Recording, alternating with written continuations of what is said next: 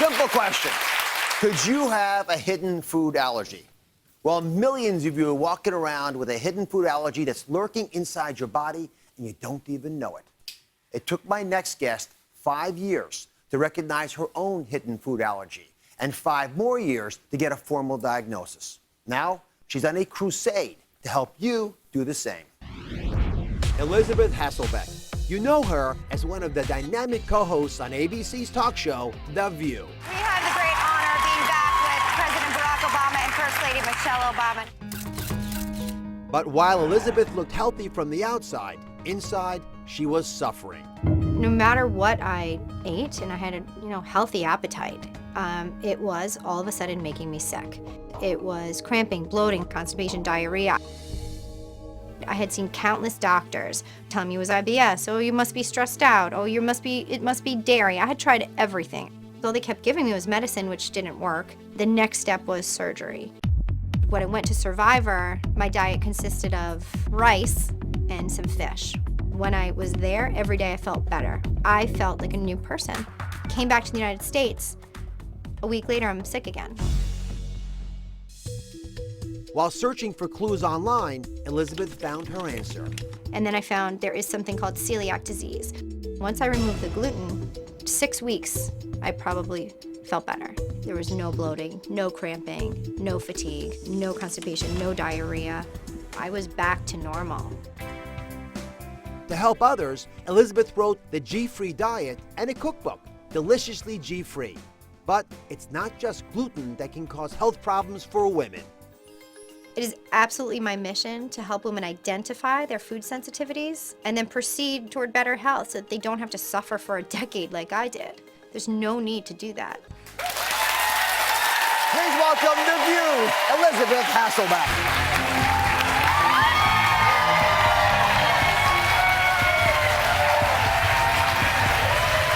I feel so much better now. You look great.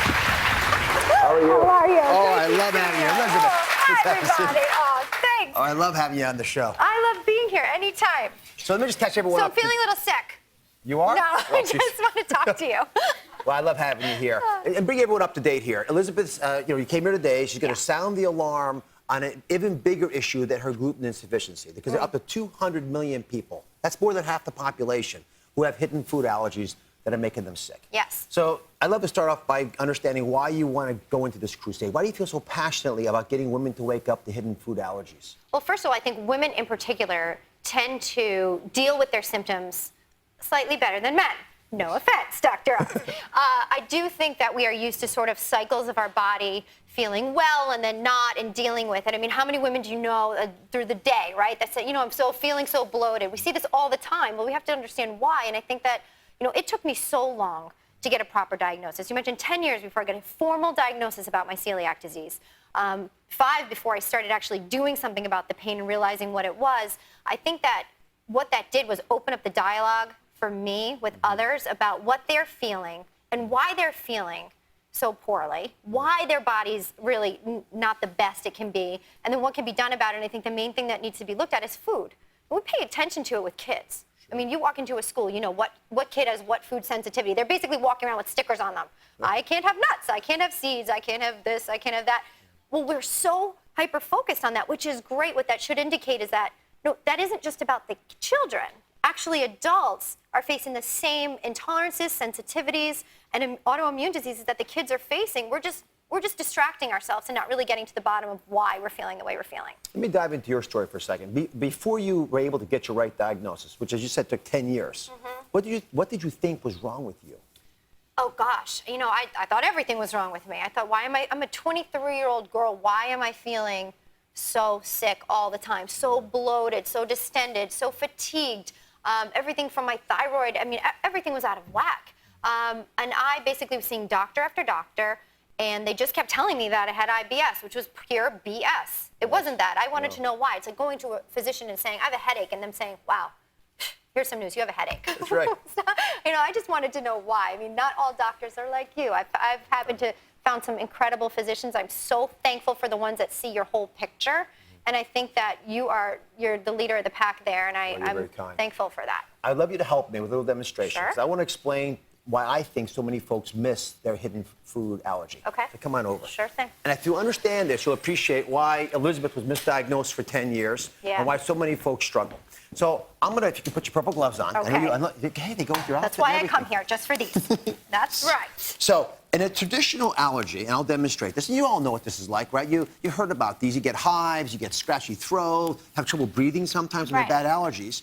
When you have a food allergy, let's say that peanut allergy, and that happens, a classic reaction is you get the allergy because you drink it down, and it gets into your intestinal system. This is your intestines, and guess what happens? As it mixes up with your intestinal system, you start to get irritation there. And then when that food's being digested, you start to get this raging fire inside your belly. It's an Right. immediate response. It's not subtle. You know this is not right.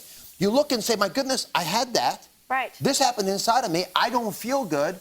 Your body's reacting and telling you to be careful about this. That all Right. makes sense. And that's a clear sign. So you automatically do something about that, right? Read it. Right. Now, let's talk about what happened to you and what's happening again to 200 million Americans. More than half the women in this country are suffering from this. Wow. Go ahead and pretend this is a hidden food allergy. Okay. Okay?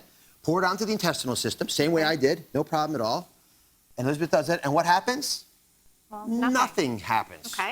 And it's So- not just Elizabeth. So what's the problem now? Well, when you first eat the food, you don't have symptoms. Hours, days, weeks later, you can start to have subtle clues. There's a problem going on.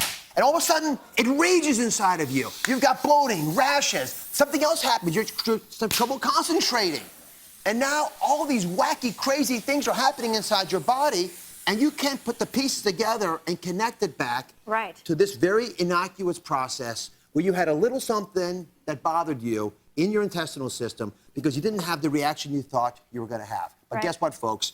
This allergic response can be dangerous because these raging fires will continue causing a lot of the symptoms that hold you back from being who you want to be. Sure, and it's steady because you don't do anything about it. You don't necessarily think, well, I need to change what I'm doing, I need to evaluate what I'm eating. Meanwhile, this is still happening on a daily basis. Exactly. So it's that daily enemy that's getting into you that you got And to you worry about. keep drinking it. You keep poisoning yourself. Yes. You don't realize it.